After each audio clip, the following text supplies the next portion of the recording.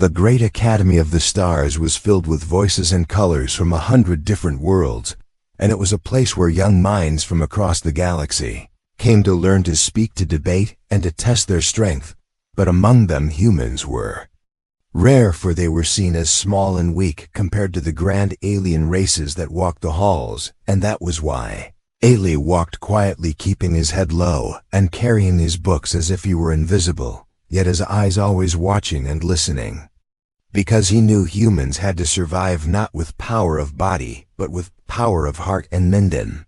That day the great hall was filled with the sound of laughter and strange music. Alien students were gathered around the center where Lyra, the tall and silver-skinned girl of a noble alien family, stood. She had always been different. Her voice carried a strange softness. Her eyes were not only bright with the light of her people, but also something deeper, something curious. She looked across the hall at Eli, and for a moment their eyes met. But before Eli could look away, she spoke words that made the entire hall fall into silence. Her voice rang clear and sharp like a bell cutting through the noise, and she asked, "Why do I feel something human inside me?" The words froze every alien who heard them. They shifted uneasily, their faces filled with confusion and even fear. Humans were not supposed to be inside anyone. They were not supposed to leave any trace. They were just guests here and nothing more. And yet Lyra had said it out loud in front of everyone, her eyes wide and her hands trembling as if the question had come from a place she could not control. Lily felt the air grow heavy. His heart pounded in his chest because the question was not only strange, it was dangerous. Humans already carried a fragile position in this academy, and now her words might turn them into a threat. He wanted to speak, but the crowd was louder, voices rising. What does she mean inside her? Is she infected? Has she been changed? Is this some kind of human trick? The alien elders who stood at the edge of the hall whispered among themselves, their long cloaks brushing the polished floor. Eli stood frozen, but deep inside he knew he could not stay silent forever. Lyra looked at him, her eyes begging for something she herself could not understand. And Eli realized her question was more than words. It was a cry for truth. The hall buzzed with fear and anger. One alien student shouted that humans spread weakness. Another hissed that maybe this was how humans planned to take control. But Eli could see the terror on Lyra's face. She did not understand why she felt this way. And in that moment, Eli remembered the countless times humans had been overlooked, pushed aside, treated as less, and he thought maybe her words were not madness. Maybe there was something more, something hidden that no one wanted to see. Lyra stepped closer, her voice softer this time, but still trembling. She said, "When I dream, I see places I have never been. I see oceans and skies of blue. I hear voices that sound human, and when I wake I feel it here inside me, as if I am not only of my people, but also of you." Gasps spread through the crowd. Some aliens stepped back as if afraid of her. Others leaned forward, trying to listen, and Ayla felt his skin crawl, because what she described was impossible. No alien ever carried human memories. No alien ever spoke like this, but she had, and her words could not be taken back. The silence after her confession was thick, and Eli finally gathered courage to step forward, though his legs shook and his voice felt trapped in his throat. He looked at her, and then at the crowd, and said, "She is not lying. Her eyes show no deceit. Maybe she feels something we do not understand. Maybe we must listen before we condemn." The crowd murmured louder, some mocking him, others spitting at the ground, but there were also some who paused, their faces showing uncertainty, because even they could sense that something in Lyra's words carried a strange truth that could not be ignored. Elder raised his long hand commanding silence, and he looked at Eli with cold eyes. He said, "Humans, step back. You have no right to speak here." But Eli did not move. He clenched his fists and lifted his head for the first time, not hiding, not shrinking, and he met the elder gaze with a fire that made even the taller alien shift uncomfortably. Lyra's voice came again, almost breaking. "I am not sick. I am not broken. But when I look at humans, I feel a part of me wake, something I never knew was there, and now I must know why." The Hall was split between disbelief and fear. Whispers raced across the great chamber. Eli could hear them like snakes slithering around him. This is wrong. This is dangerous. This cannot be allowed. And yet beneath the fear, there was also curiosity, a spark that could not be extinguished. Eli felt the weight of the moment pressing down on him. He knew this single question from Lyra could change everything for humans across the galaxy. They could be hunted, accused, locked away, or perhaps for the first time, they could be seen as something more than weak, more than fragile, maybe as something vital. And as the silence grew heavy again, Eli whispered words that only Lyra could hear. You are not alone in this. Her eyes glistened with something like hope, even as the world around them burned with confusion and fear. And in that instant, Eli knew that whatever had begun with her question was only the beginning of something much larger, something that could no longer be stopped. The night inside the academy was never truly dark, for the ceilings glowed with the light of artificial stars and the halls carried a soft hum of power. But Eli felt the shadows pressing closer around him as he walked to his small chamber, his mind heavy with the memory of Lyra's question and the silence that followed, because her words were not simply strange, they were dangerous. And now every alien eye in the academy seemed to turn sharper on him, watching, waiting, whispering that maybe humans had something hidden, something not yet known. Eli could not sleep, his heart refused rest.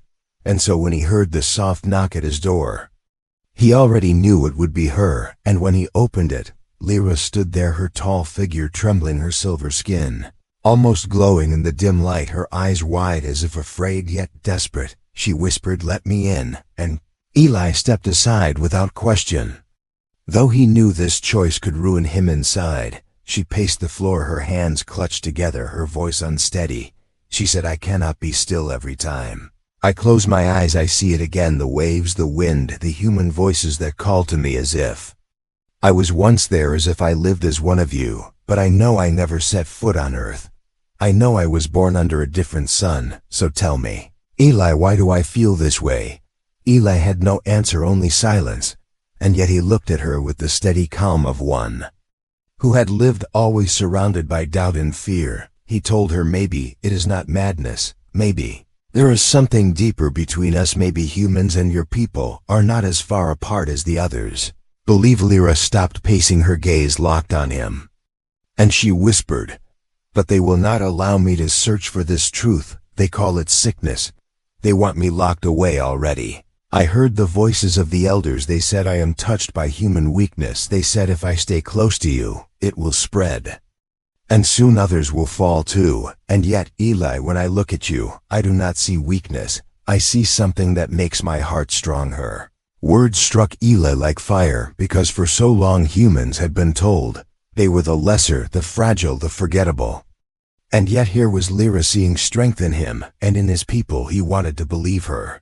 He wanted to believe there was something inside humans that mattered more than the others could ever admit. As they sat in the silence, broken only by the distant hum of the academy, Eli asked her to tell him everything, every vision, every dream, every sound. And she spoke in a trembling rush. She said, "I dream of standing on sand with water stretching endless, and I feel the spray of the ocean. I dream of fire and warmth, of human laughter and tears. And I dream of holding hands, though I do not know whose hand it is.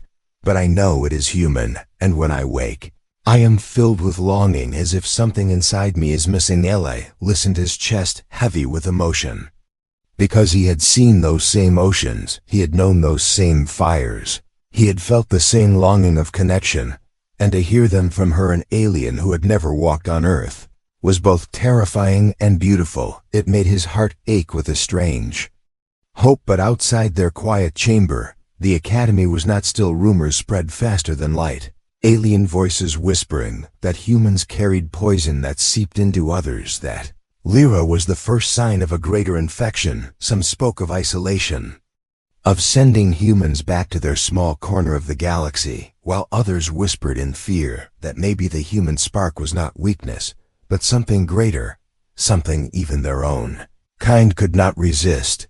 The next day the great hall again filled With noise, but this time the elders called for order. They summoned Lyra and Eli before them, the tall figures cloaked in shimmering robes. Their eyes cold and hard. One elder spoke, and his voice was deep and sharp. He said, "Lyra, you claim to feel human inside you. You speak of dreams that do not belong to your kind. We demand answers, and we will take them from you.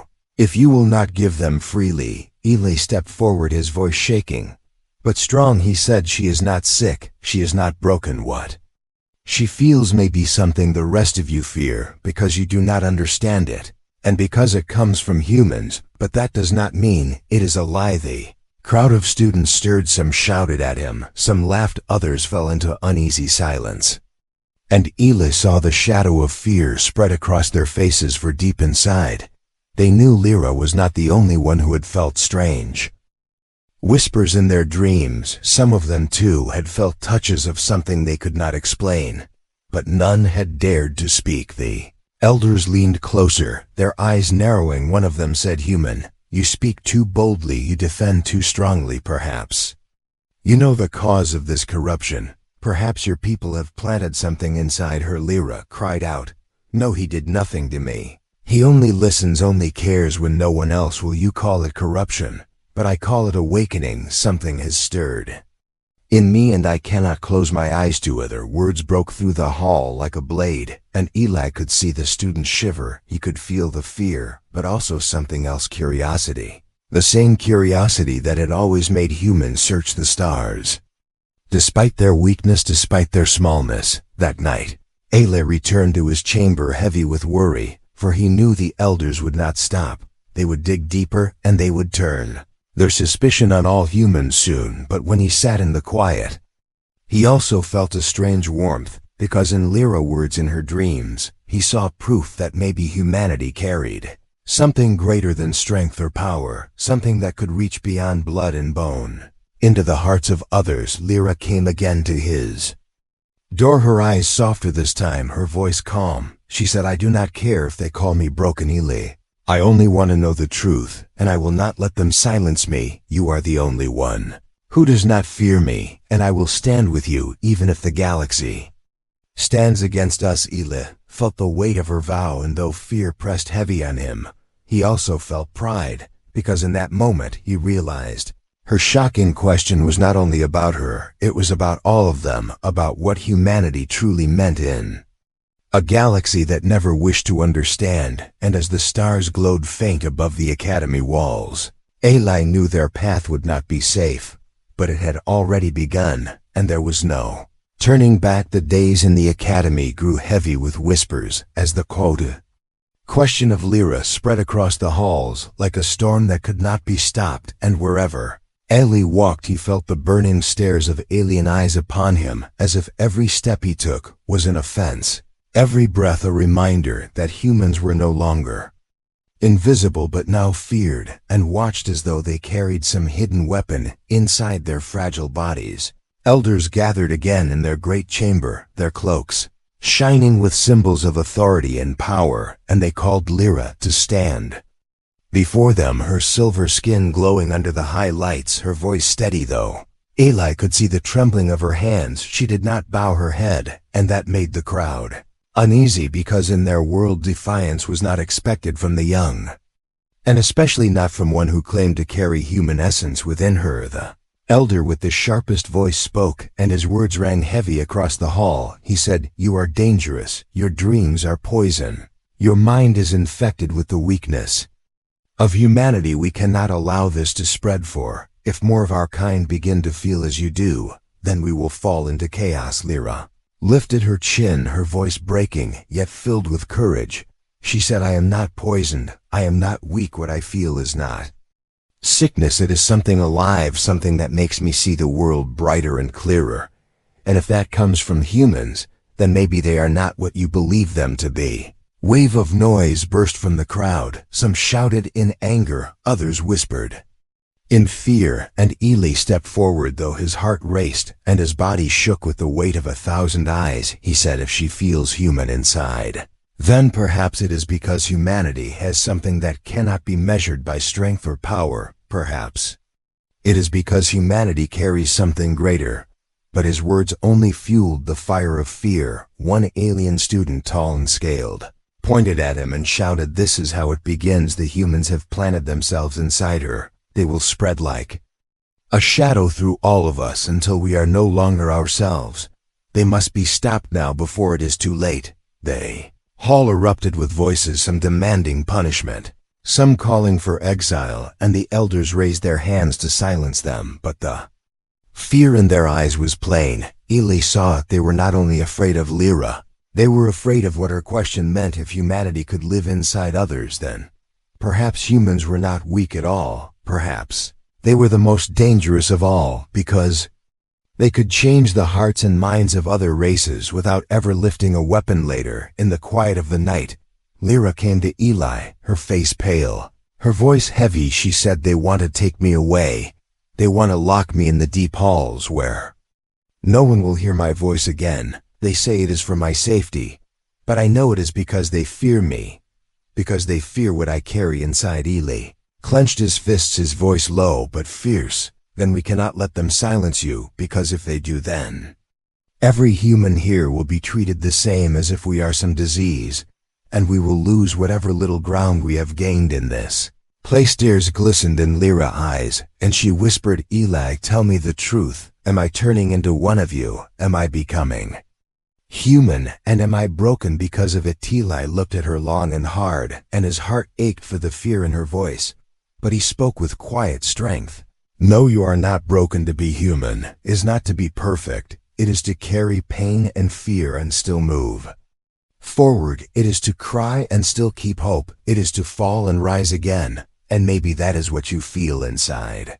Maybe that is what they fear, because they do not understand it." Her lips trembled, but her eyes softened, and she whispered then, "If this is humanity, I do not want to lose it." Outside their chamber, the rumors grew wild across the academy. Students whispered that others had begun to feel strange dreams, too not as strong as Lyra but enough to shake them. Whispers of human places and human feelings spreading like seeds in the dark. Some denied it, some laughed at it, but others feared it deeply and said the humans were changing the galaxy without anyone noticing. The elders gathered once more, and this time their decision was harsher. They declared that Lyra would be taken away for study.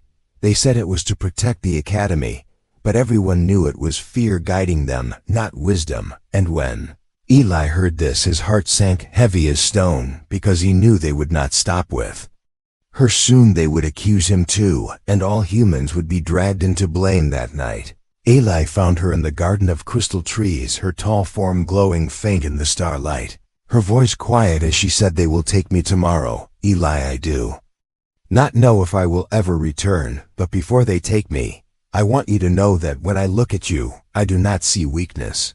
I see the courage that makes me feel alive." Eli felt his throat tighten. He wanted to speak, but the words choked inside him, so he only placed his hand gently over hers, and for a moment, the silence spoke louder than any words, and Lyra closed her eyes as if she could hold that moment forever.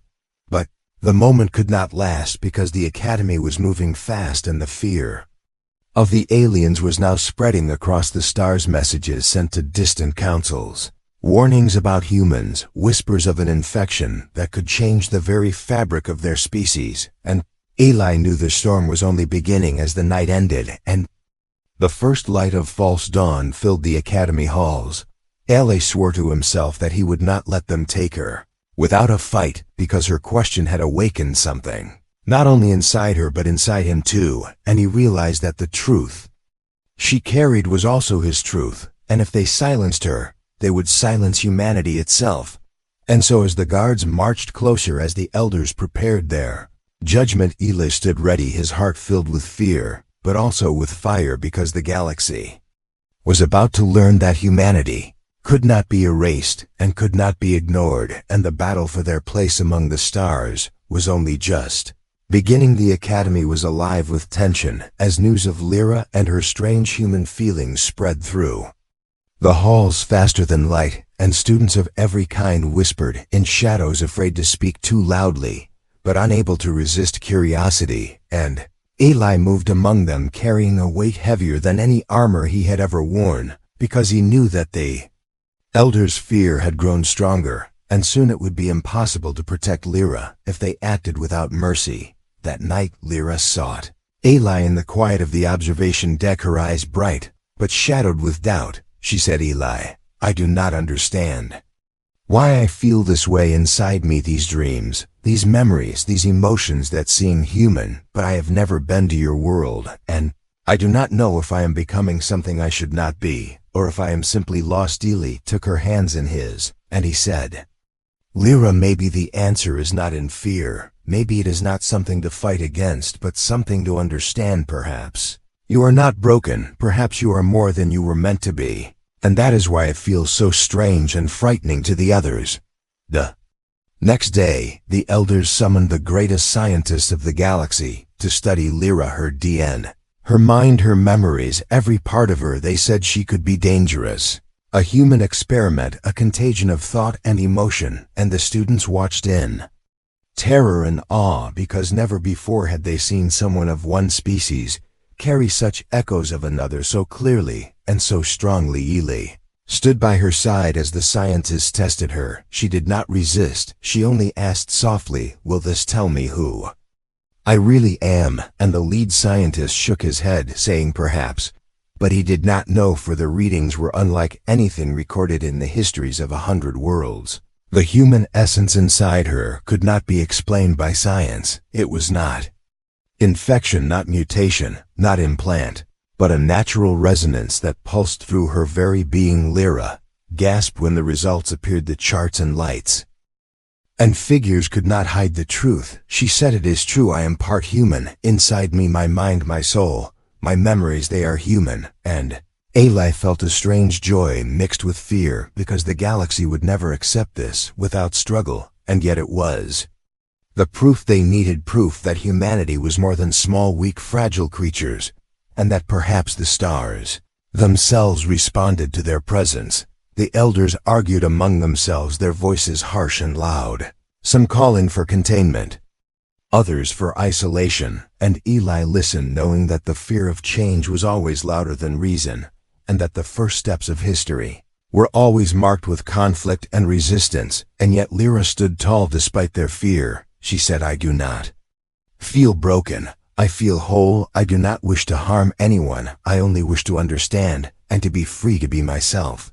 That evening, Eli and Lyra walked through the gardens of crystal light, her silver skin shimmering and her voice soft. She said, "I feel it inside me, Eli, the hope, the courage, the fire, the dreams of your people. It is not mine, yet it lives inside me as if it always belonged, and I cannot stop it." And Eli knew she was speaking the truth. Humanity had left a mark on her soul, without force, without violence, and it frightened the elders, and it inspired him at the same time. Rumors spread like wildfire across the academy, students talking in corners, saying that humans could reach the minds of other species, that the human spirit was contagious, that the aliens might never be the same again. And some aliens shivered in fear, but others leaned forward in secret curiosity, because the possibility of feeling something human awakened emotions in them they had never dared to name. The elders decided to confront her publicly. They called a gathering, and the hall was packed, every student, every teacher, every council member staring as Lyra walked forward, her steps steady, her eyes bright with confidence. She looked at the assembly and said, "I am not sick. I am not broken. I am alive, and the life inside me comes from your fear and your misunderstanding, and it also comes from the humans who carry hope and courage across the stars." A silence fell that felt like the weight of worlds, and Eli stood beside her, his heart pounding with pride and fear, because in her words he saw the power of humanity reflected, and he knew that for the first time the galaxy might begin to understand what humans truly were capable of. The lead scientist spoke, finally saying, "We cannot explain it, we cannot deny it," and the elders shifted uncomfortably, because the evidence was too strong. The resonance in Lyra could not be ignored. The human essence inside her was real. It had always been there, and yet had awakened naturally without any manipulation, and for the first time the elders looked at humans, not as weaklings, not as creatures to be tolerated, but as something greater, something that could shape minds and hearts without weapons or conquest. That night Eli and Lyra stood under the glow of twin moons, and she said, "Eli, what if they never accept this? What if they never understand what it means to feel human inside another being?" And Eli held her hands and said, "Then we will teach them slowly. We will show them not with words, but with the truth of your being, with your courage, with the example that humanity can awaken the hearts of others without destroying them, and that is a power they will never forget." She smiled softly and whispered, "Then I am not afraid anymore, because I know what I carry is not shame but strength, and together we can face whatever comes." And Eli knew she was right. For the first time, the fear that had pressed down on him felt lighter because hope had grown. In its place, hope that humans were not alone, hope that the galaxy might finally see their worth, and hope that the future could be different because of what was inside her and what they shared. And as the night stretched across the academy walls, the stars seemed brighter and the galaxies farther away seemed closer. And Eli realized that the story of humanity was no longer hidden, that it had begun to echo across the minds and hearts of the stars, and that nothing could stop it from growing. The candy echo across the minds and hearts of the stars.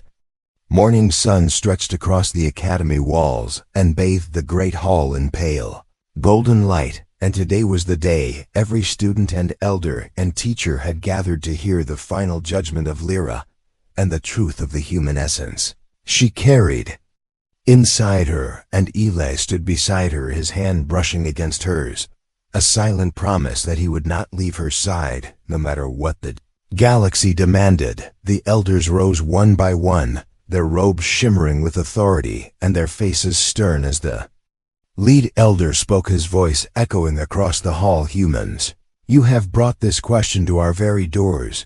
You have allowed this being to carry your essence, and we must decide if it is a blessing or a threat." And the crowd held its breath, every eye fixed on Lyra, every whisper silenced as the weight of judgment pressed down on them all. Lyra lifted her head, her voice steady and clear, and she said, "I do not ask for mercy.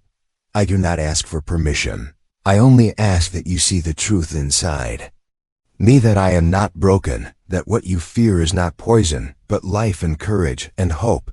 And when she spoke, the hall seemed to shiver with her words, as if the walls themselves recognized something they had never felt before. Eli felt a surge of pride and fear because he knew she was risking everything, yet standing stronger than anyone. Had the crowd shifted, some aliens leaning forward, their faces softened, others clenched their fists, their fear still sharp, but their curiosity undeniable, because the humans had awakened something in their hearts, something that could not be hidden or denied. And even the elders were silent for a moment, unsure how to respond to a truth that defied centuries of thought and tradition.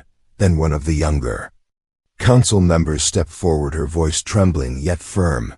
She said, "Perhaps we have been blind. We have feared what we do not understand. Perhaps humanity is not weak, but strong in ways we have never imagined." And Eli felt his chest tighten, because this was the first crack in the armor of fear, the first sign that Lyra's courage had changed more than one mind already. The lead elder looked down at the human and then at Lyra and said, "We cannot ignore this any longer. The evidence is clear. The resonance you carry is real, the essence of humans inside.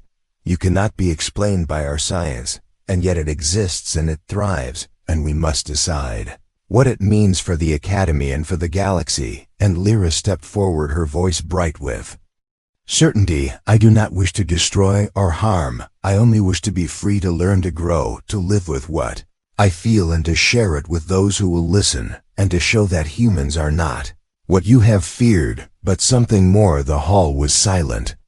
As her words sank into every mind, the whispers of fear softened into wonder, and Eli saw students leaning toward each other, sharing looks of awe, and even some elders nodded slowly, as if realizing for the first time that humanity might carry the power of hope itself across the stars without violence, without domination, simply by being who they were. Then the lead elder spoke again. His voice calmer now. He said, "We have no reason to punish her, no reason to contain her, no reason to fear what is inside her. If she chooses to live in harmony and to show the galaxy her truth, then she shall be free to do so." And Eli felt the weight lift from his shoulders, and Lyra's eyes shone with tears of relief and gratitude, and together they faced the hall, and Eli whispered softly to her, "You have changed everything." And she smiled and whispered back, "We have changed everything together." After that, the academy walls seemed brighter, the stars outside seemed closer, and every student and teacher and council member knew that something had shifted forever, something that could not be undone. The humans were no longer small and weak. They were beings who could inspire courage and hope even inside an alien soul, and the whispers that had once carried fear now carried curiosity and respect. And Eli realized that for the first time, humanity had a place among the stars, not as visitors, but as something vital, something extraordinary. Lyra turned to Eli, her silver skin glowing faintly in the soft light, her voice quiet yet full of meaning. "Eli, do you see now what I mean when I say I feel something human inside me?" And Eli nodded, his eyes bright with emotion. "Yes, I see it, and I feel it too. It is hope, it is courage, it is love, it is the fire of your people that cannot be denied." And she smiled and said, "Then, I am not alone." And Eli said, "No, you are never alone again." Academy opened its doors to a new understanding. Humans were no longer feared or underestimated. They were watched and listened to with awe and fascination. And across the galaxy word spread of the alien girl who carried humanity inside her, and the human boy who stood by her side. And together they had shown that strength was not only in might or weapon, but in heart and mind and spirit. And the council decided that humans and aliens could learn from each other, not through war, but through connection and understanding. As the day ended and the stars filled the sky above the academy, Eli and Lyra walked through the gardens of crystal trees, their hands entwined, their hearts full of courage and hope. She said, "Eli, what happens now?" And he looked at the glowing sky and said, "Now we teach them, now we show them slowly the truth of what it means to be human." And she said, "Together," and he nodded, "Together we will show them." And in that quiet moment, beneath the endless stars, Eli realized that the galaxy had changed forever, not because of weapons or conquest, but because of a question, a simple question that had sparked fear and wonder and courage inside every mind that heard it. And he knew that the story of humanity had only just begun, but it would never be hidden again, because inside Lyra, the fire of humans would burn forever, and they would carry it to every corner of the stars. And so the academy stood, transformed humans and aliens alike, walking side by side, learning from one another, their voices carrying hope, their hearts carrying courage. And Eli knew that whatever challenges lay ahead, the galaxy had finally seen the truth, that humanity was more than they had ever imagined, and that the question inside Lyra had opened a door that could never be closed. And as Eli and Lyra gazed at the stars, the night seemed brighter, the galaxies closer, and the future wide and full of possibility. And for the first time in history, humans could look to the stars, not as fragile guests, but as beings who carried hope, courage, and life itself across the universe. And Lyra whispered softly, "Eli, we did it." And he whispered back, "Yes, we did together." The end.